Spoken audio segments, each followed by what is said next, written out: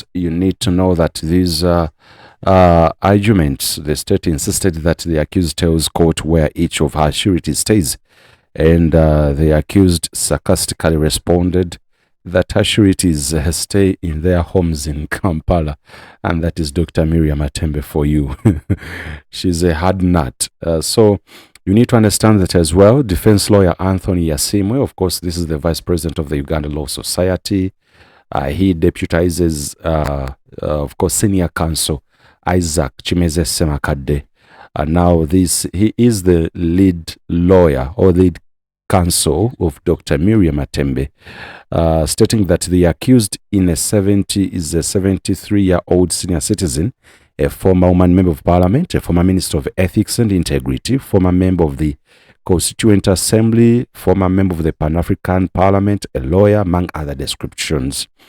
Now, defense has brought to the attention of court that on the 23rd June 2023, Dr. Matembe's home was invaded by gun-wielding men and women, some in uniform and others in plain clothes. They jumped over the accused's perimeter wall to gain access to the accused's house, who luckily was not at home by then.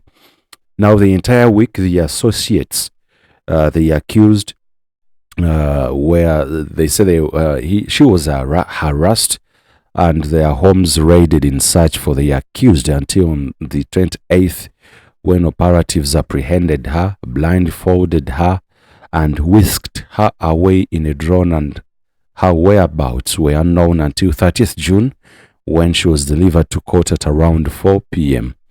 Now, the defense team as well brought to the attention of court that the accused is visibly unwell, and defense asked court to allow the accused to supplement of her abduction ordeal. Now, on these grounds, number one, the first ground for the bail application is old age, and the accused is of advanced age and is visibly frail. Now, two, the accused possesses no flight risk and presents minimal public safety concerns. Now, following the raid on her home, Dr. Miria Matembe remained in Uganda and did not attempt to flee the country. That's a confirmation that she will not abscond from court. Now, the following are the grounds presented for the accused's bail application. Now, three, nature of offense as a political state matter. The charge that was presented was prescribed after political talk show. Such offenses attract non-custodial charges. 4. Exemplary lifetime record of no criminal record. Dr. Miria Matembe has a track record of credible public service among helping in the drafting of the 1995 Constitution. The accused, therefore, will not fail to comply with court processes. Number 5. Strong community ties and transparency with residents. The accused is a well-known public figure with her address which is openly well-known. She is a recognized elder and stateswoman who has no intention of fleeing her residency, and an LC letter confirming her residency has been submitted to this honorable court, the Grade 1 Magistrates Court in Luzira. Now, defense has as well highlighted that the accused's residence is very close to the courtroom and she can even walk. Of which, number 6, she possesses no risk of interference with investigations, and the accused is a pensioner and possess no risk of interfering with investigations. Defense also highlighted the pre-trial detention for the above charges. 7. The commitment to constitutional rule of law. The accused has been an advocate against unlawful abductions, incommunicado detention, among other injustices. The accused is therefore a champion of rule of law and exercises constitutionalism, and should therefore enjoy the rights that she has been championing throughout her entire life. Yes. So these are part of the grounds the defense team or the defense team for Honorable Dr. Miria Matembe have raised. Now, the what I can gather, the justice or the judge is back to maybe deliver her ruling. Let's listen in and get to know Dr. Miria Matembe's fate right now.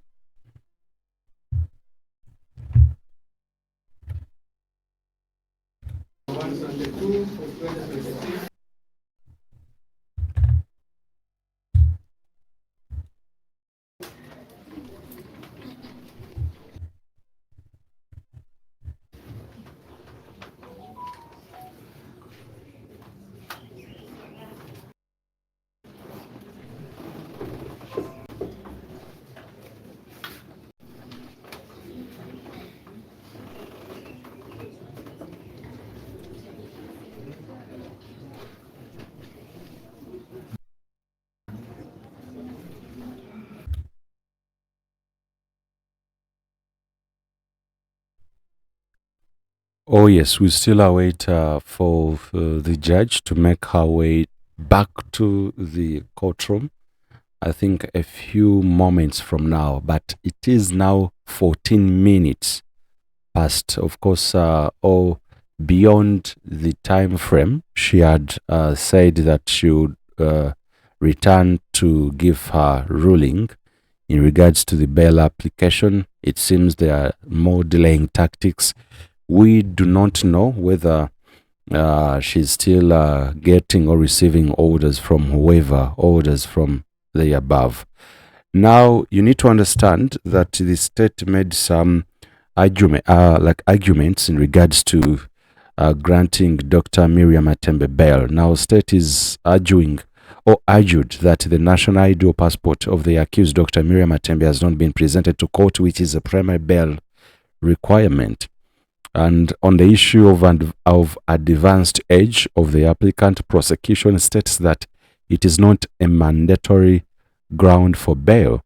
Now, the third issue contested by the prosecution is that the applicant has no fixed place of abode, because as raised by defense that the applicant fled her home upon the invention by security operatives. One of the strong grounds of bail is a fixed place of abode, which the applicant does not have at the moment, because she's said to be in hiding in different residences. Now, prosecution also stresses that it is very, very important for the satisfaction of court to know if the applicant knows her sureties, and it has been proved to court that the applicant does not know her sureties because she doesn't even know where they reside or stay.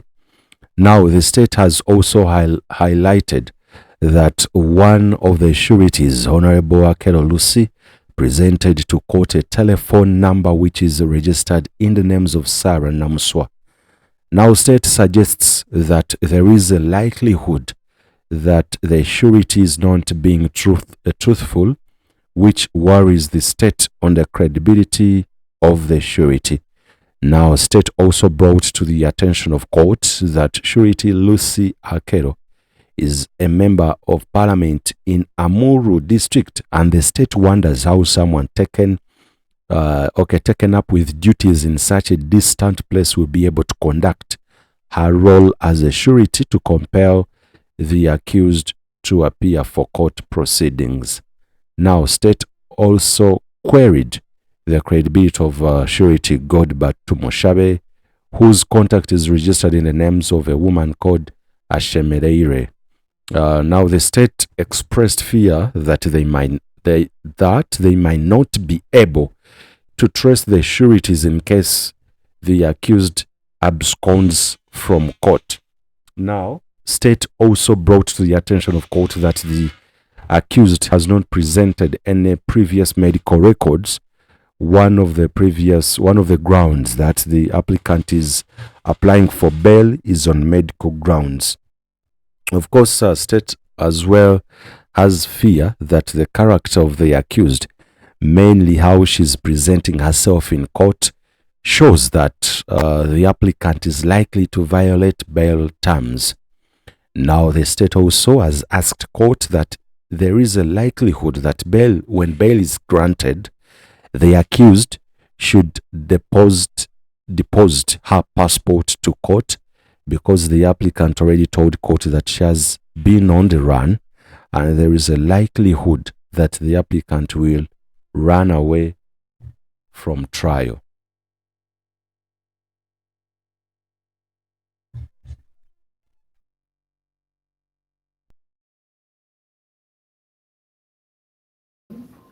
Given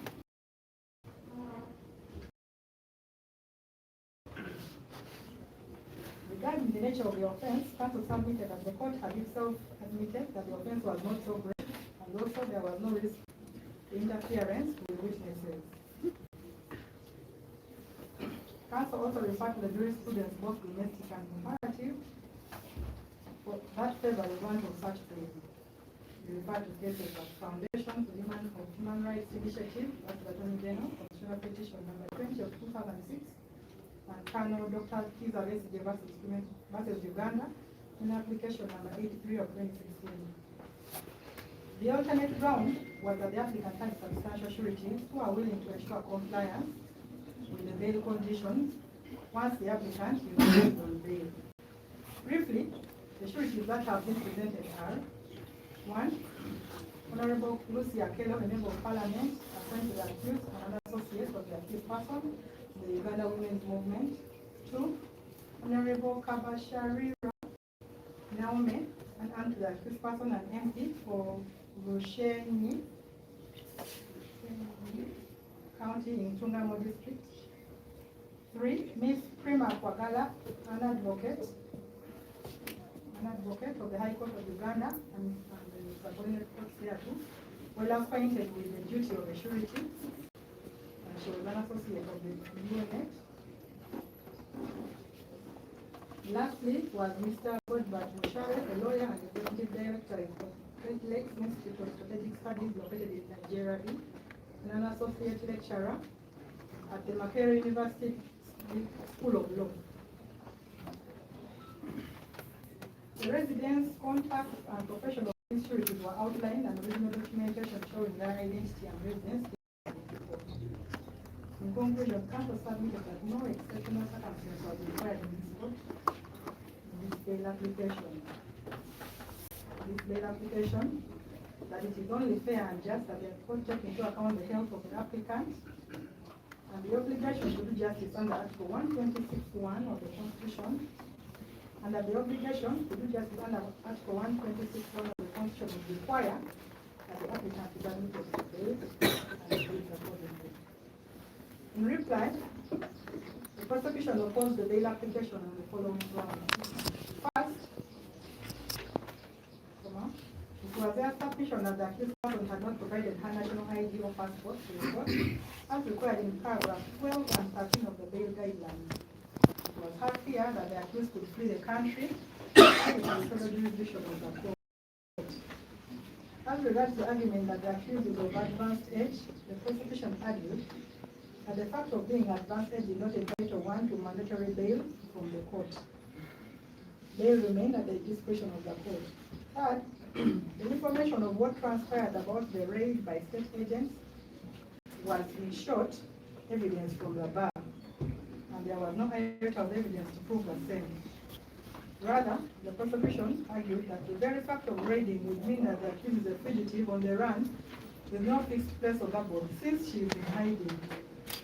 Fifth, as regards the sureties, the prosecution argued that the fact that the accused person did not know the surety's residence contradicted the fact that they were her friends well known to her and able to convince her to come to court, or for the state to trace the sureties should the accused person.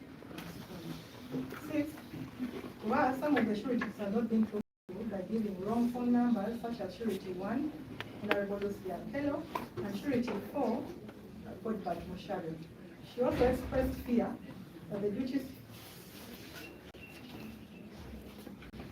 duty station in terms of the constituency of surety 1, Honorable Luzira Prison, in Amuru, too far for the surety to monitor and compel the accused person to attend court. Lastly, as regards the medical report Police Form 24, which I will refer to as PF 24, she submitted that the form had been disowned by the accused, who had denied being examined upon it. She found it unbelievable that the same counsel for the applicant to rely upon the same as proof of ill health. To her, such ill health had not been proved, and in short, should be disregarded as a factor in the consideration of the bail application.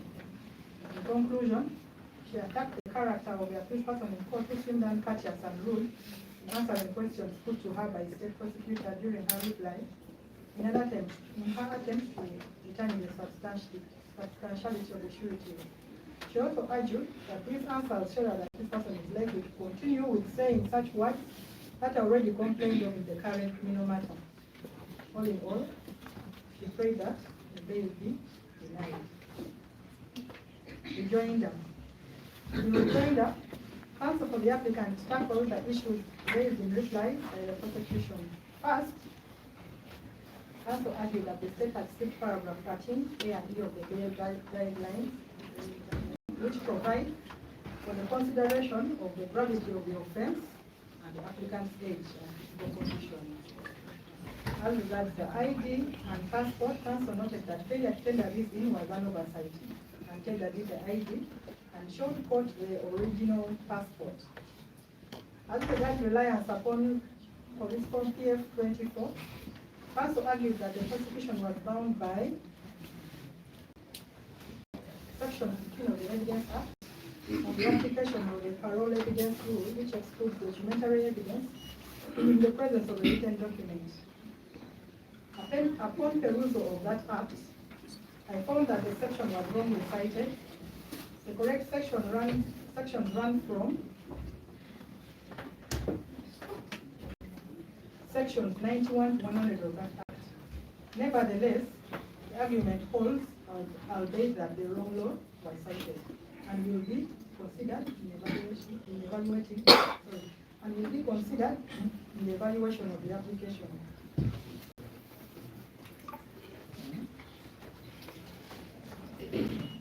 As regards the character of the accused, counsel referred to the refugee case to state some principles. These are that the accused should not be unreasonably deprived of bail as a punishment, as it impairs, and that it impairs the presumption of innocence. Further, argue that such denials should be based not on mere allegations. Counsel also submitted that the variance in the name reflected in comparison with the phone numbers provided by surety 1 and 4 was due to one error in transcription of the numbers of the surety. The first was an error of the prosecution, and the second by counsel for the applicant. The correct numbers were provided. In conclusion, counsel argued that the factors to be considered for bail are in paragraph 15 of the guideline, and the submissions of the state are not included therein. All these arise from the Article 23 of the Constitution, which is called the Grand Norm, which implies the word may, implying the use of discretion of the court. The counsel, this gives the court a wide discretion, which should be judicially exercised. Counsel also reiterated that the accused has a fixed place of abode and is a married woman who has no intention of abandoning her fixed place of abode on Lake Drive, Luzira Parish. He reiterated the earlier prayers for this court to allow the application. Consideration and determination of this application. I've carefully considered the submissions by both sides, land counsel for the applicant and land counsel for the state, which I will not reiterate.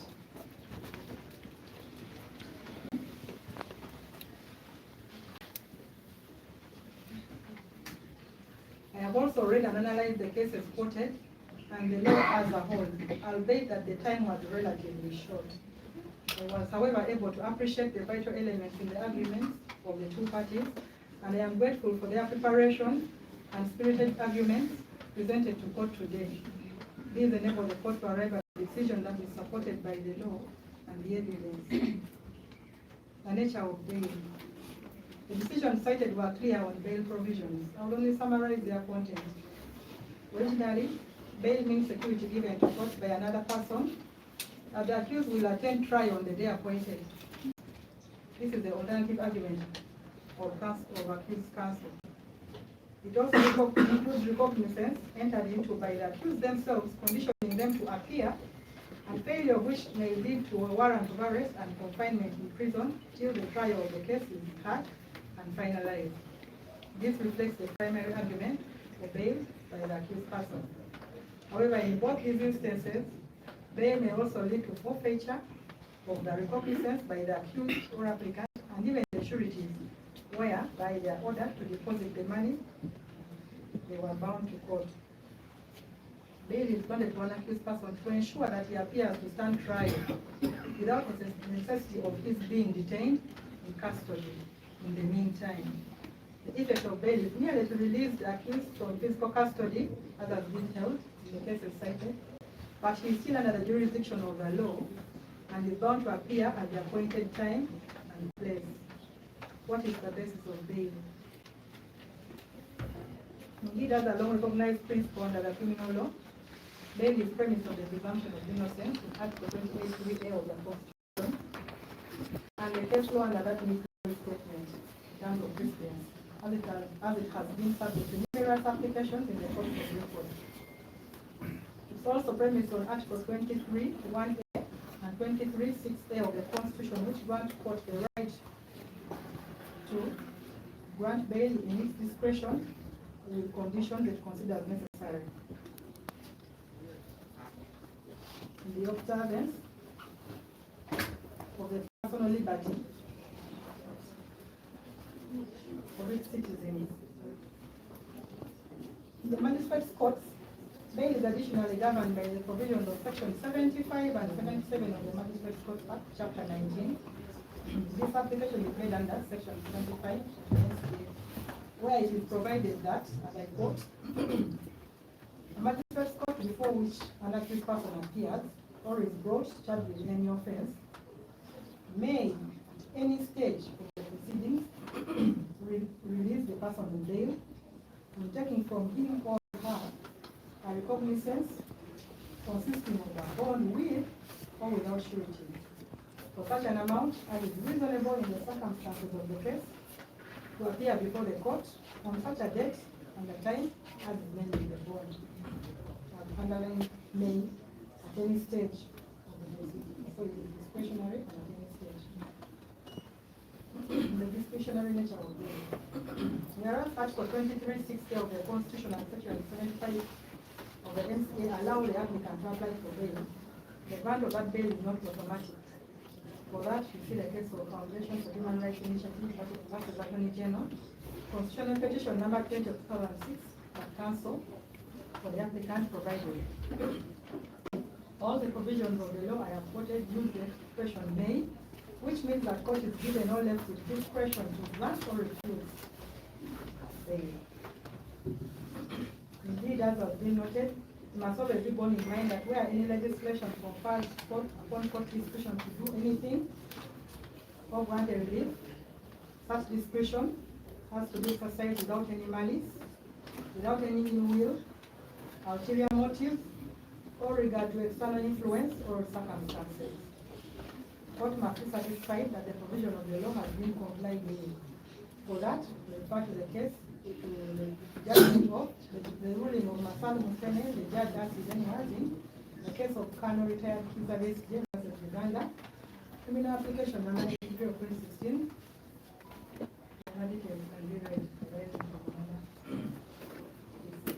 The exercise of discretion in the grant of bail essentially entails the consideration of the conditions set out in the law that court must consider whether or not to grant bail. Article 23.6 of the Constitution provides, where a person is arrested for the criminal offense, A, that person is entitled to apply to court to be released on bail, and the court may grant bail that person bail from such conditions as the court considers reasonable.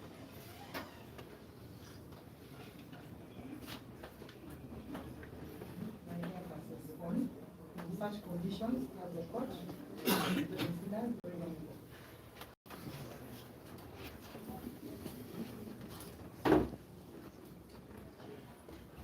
Section 77 of the MCA also provides for the discretionary powers of the court whether or not to grant bail to the accused person. In doing so, the considerations to be taken into account by the court include 1. The nature of the accusation, 2.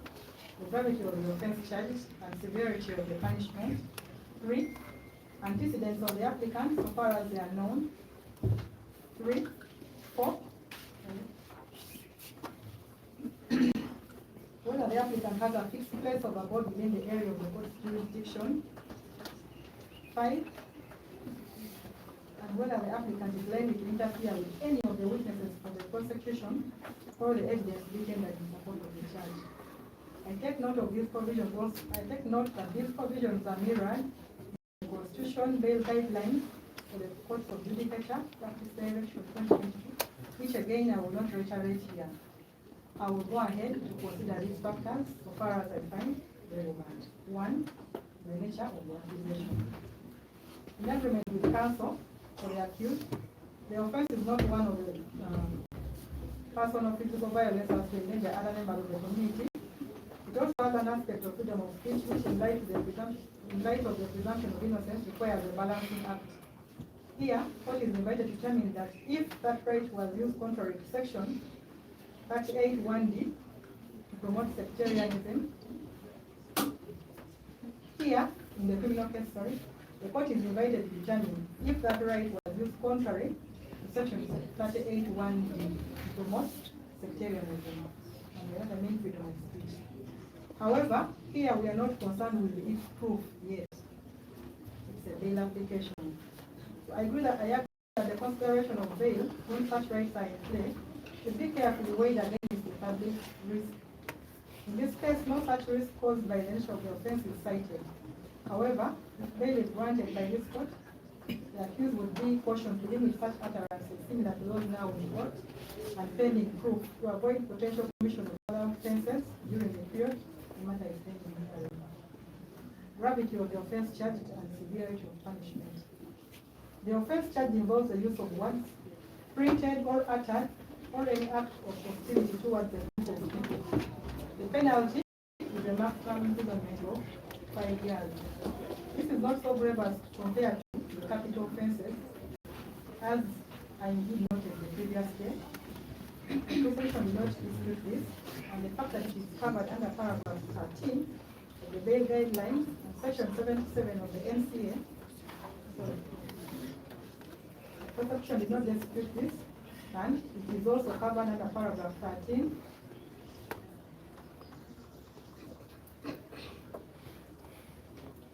of the bail guidelines and section 77 of the MCA. As already noted, the only catch that I need to restate here is that this person should refrain from engaging in any further acts similar to those complained of during the hearing of the matter. The third is antecedents of the applicant so far as they are known. Antecedents are important in a bail hearing. Indeed, as Mafal Musoni noted, it would be a mockery of the judicial process and a miscarriage of justice if bail is granted to a person who has a staggering record of previous convictions to his name. In the present application, which has been elaborated by counsel for the applicant, as there are no previous convictions, and the applicant intends to religiously attend court in this matter. Counsel set out the flowery record of service of the accused person and the distinguished offices she has held over the years to show her good conduct. Again, not much dispute arose from this from the prosecution. On the whole, the antecedents of the accused applicant have to be considered in her favor. 4. Whether the applicant has a fixed place of abode within the area of the court's jurisdiction.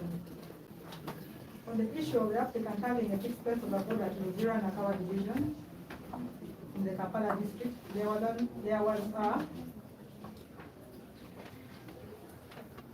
was an objection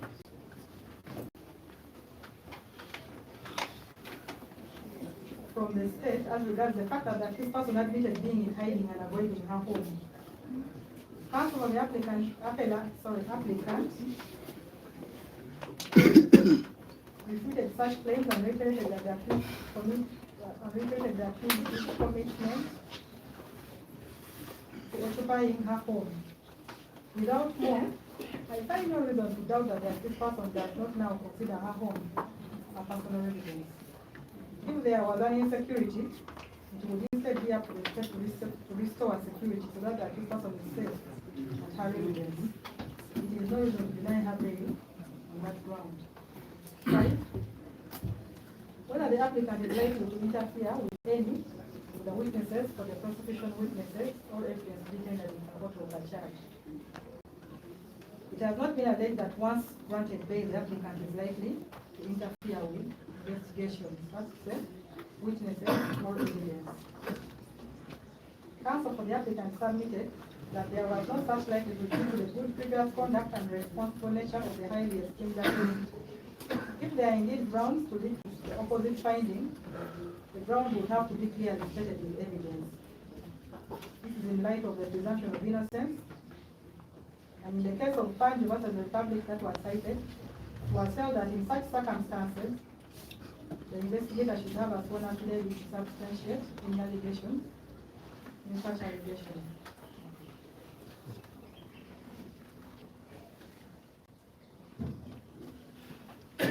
The judge too had this to say. If the courts are simply to act on allegations, fears, or suspicions, then the sky is the limit. And one can envisage no occasion when bail would be granted whenever such allegations are made. Thus, upon that ground, this court found that the accused person had made that consideration under that ground. Exceptional circumstances, advanced age. Both sides submitted on the issue of exceptional circumstances and advanced age. I agree with counsel for the applicant that it is not mandatory in this court to prove exceptional circumstances in order to qualify for bail. Under section 77 of the MCA, exceptional circumstances are not required to be proved, as is done in the High Court under section 16 of the TIA, being the Prior Indictment Act, chapter 25. However, even then, in the Magistrate's Court, where such an exceptional circumstance, such as advanced age exists, this is also a relevant factor to consider. In this case, it is undisputed as per the charge sheet that the accused person is 73 years, and that's indisputably falls within the ambit of a person of advanced age. For that again, you see that case cited of Dr. Alex and Bishop versus Uganda, cited, where the court held that 50 years and above would be considered advanced age. Even with only such a consideration, it is unmistakably clear that the accused person will ordinarily be eligible for bail, because she meets the requirements set out in the MCA and the bail guidelines. I will, however, consider the alternative prayer as well, for this strengthens the position of the prosecution in ensuring that the objectives or general principles of bail stated in paragraph 5 of the bail guidelines are met. These principles include C, to ensure that the accused attends trial, and E, we need to balance rights of the applicant and interest of justice, just as the prosecution argued in their reply. For that reason, I will consider the status of the sureties presented to court. On the sureties, I must emphasize, as Justice Musene did, that the duty of surety is not merely to assist a friend or relative to get out of prison. The sureties have a duty to the court, which duty is to ensure that the accused or applicant does not abscond. In the event of an accused person absconding, the sureties must explain to court why the accused person failed to attend court. And where a surety has reasonable cause to believe that the accused is about to abscond, a surety should cause the arrest of the accused and have him brought to court. Otherwise, the surety will be called upon to show cause why their recognizance should not be forfeited. As far as this case is concerned, I already set out the details of the 4 sureties of the accused person. I was enthralled by the high caliber of the sureties who are no doubt substantial. The objection regarding their truthfulness was explained away. The phone numbers have been wrongly recorded.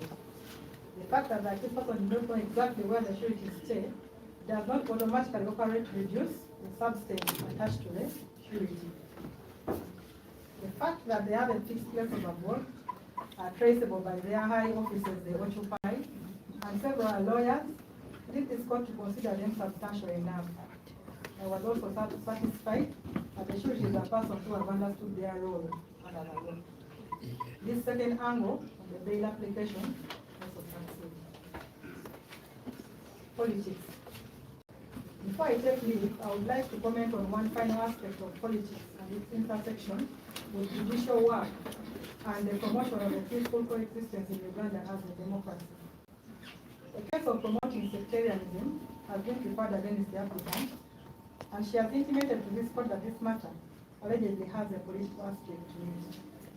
In light of this information, which this court has not verified, it nevertheless becomes prudent to caution all in authority and also pass a message to all concerned, including the applicant, now before this court, as follows. And for such a caution, you should also see the case of, you see what the late Justice Musene just said in the bail application that I've cited before. Uganda is a democracy. Democracy survives in a world of tolerance and forgiveness. I thus bring forth a message of reconciliation and hope and peaceful coexistence of all Ugandans. Uganda should be a free and safe society for all, with emphasis on peaceful resolution of conflicts and observance of the rule of law. The applicant is therefore called upon to live peacefully and not also cause any utterances similar to those currently charged, as long as the case against her is still pending. I would like to emphasize that courts of law are neutral arbiters and have no leanings or sides. It is extremely unfair for sympathizers of the accused person to, without more, bash a judicial officer, prosecution, or other court users for maintaining neutrality in handling the matter without any ill will, especially without proof. Likewise, it is also unfair for any person interested in the matter to advocate for the continued detention of a person whom the right of bail would ordinarily be available. In the case of Kano retired Dr. Kizabes versus Uganda, miscellaneous application number 228 of 2005, again Justice Ogola, who was cited, stated that the courts of justice have the duty to jealously and courageously guard and defend the rights of its people. I am but a simple human being, entrusted with a noble and a heavy mandate to do justice to all in line with Article 136 of the Constitution of the Republic of Uganda. This is no mean feat. This is no mean feat. Judicial integrity does not always involve shining bright. Along with fighting corruption is also the requirement of a judicial officer to have a strong mind that is only swayed by the law and the relevant facts at hand. I owe allegiance to Uganda. I can only take a decision that I can live with a clear conscience. As a judicial officer with a Christian Catholic background, I'm fortified in the decision I'm about to deliver and pray that God shall be my judge. Having regard to all of the above circumstances, factors, and having judiciously and meticulously weighed one factor against the other, I'm inclined to grant the bail application on the following conditions. 1. The applicant is to be bound in her own recognizance of 3 million Uganda shillings, not cash. 2. Each of the 4 sureties is also bound in the sums of 2 million Uganda shillings, also not cash. 3. The applicant will execute a further bond of refraining from any acts of hostility or breach of peace till the case is heard and finalized. For failure to do so could lead to cancellation of bail. The applicant will continue reporting to this court for mention pending the completion of inquiries and or during the period of hearing of the matter, as the court will from time to time communicate. Bamuwadde ddiro saabuswedi nga leki nga teera komenti nga laba essanyu Wow, wow, wow, wow, wow. Please make sure you subscribe. Ebisigadde obireke.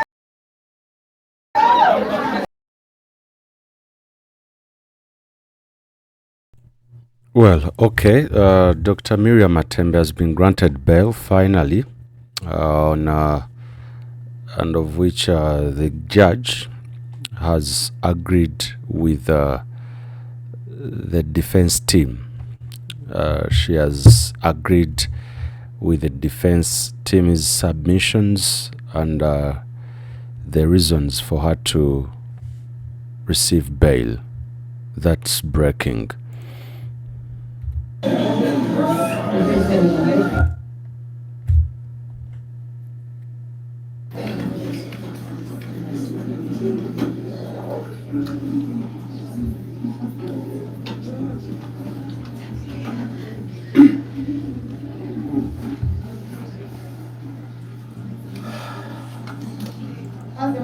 As inquiries are still ongoing, I'll give a longer adjournment.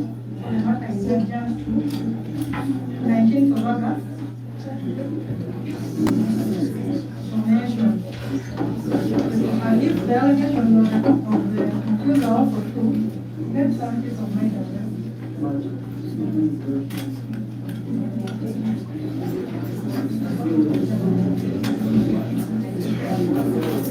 The one thing that I did not hear, I can hear in the chamber.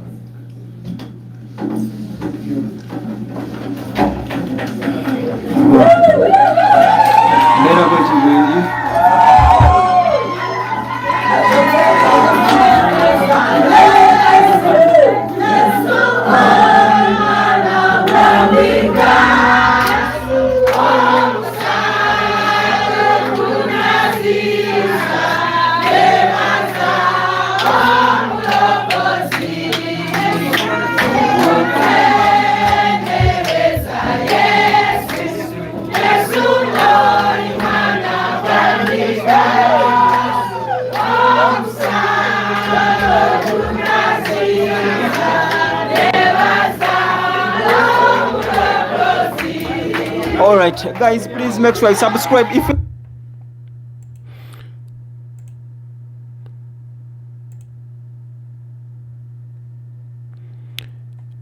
Okay, yes, ladies and gentlemen, at least this is something that gives hope to Dr. Miria Matembe that she can now get or receive her freedom back. So she's been granted the bail, and she'll be back on the 19th of July 2026. And that brings joy and of course happiness inside the courtroom immediately after the judge of course read her ruling, and she has made her mark. She has made it final, and I think those remarks she made will be remembered actually. Yes, so just have to know that she, of course, based on the arguments or submissions of the defense team, based on citing her ill health or condition, advanced age, and the presumption of innocency as we speak, as the hearing, of course, continues, and what you have to know that she has been granted a non-cash bail, been given a cash bail of 3 million Uganda shillings, and of which it is like something we need to note that the payment or everything happens on time. Yeah, I know this will happen, and I think no further delays unless otherwise. But that's what you ought to receive the news apparently right now, and that gives a sigh of relief to Dr. Miria Matembe and the family and those or whoever is of course in support of Dr.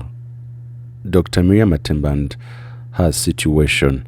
So that's what you can know and get from the grade 1 magistrate court. So it's a sigh of relief, joy and happiness. So it is something that we've all been waiting for, whether today she'll be granted temporary joy, because we do not know what happens next.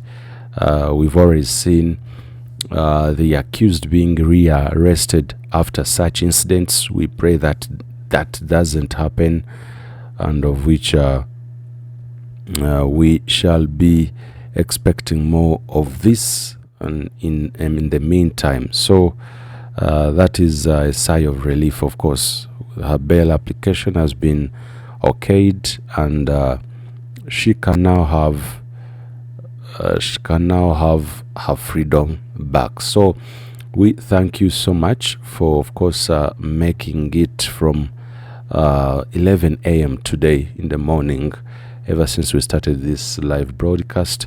And the grounds for bail have been medical grounds, the nature of the offense, and of course she's an elderly citizen, and as we speak today, the grounds of her age, and even her flight low risk. So that confirms that yes, indeed, Dr. Miria Matembe will smile again, or even have her temporary freedom away from jail, or away from Luzira. And that, of course, marks the end of our broadcast, live broadcast here on Uganda Yencha today. We thank you so much for being a part of this since we started this, and it's still jubilations and happiness outside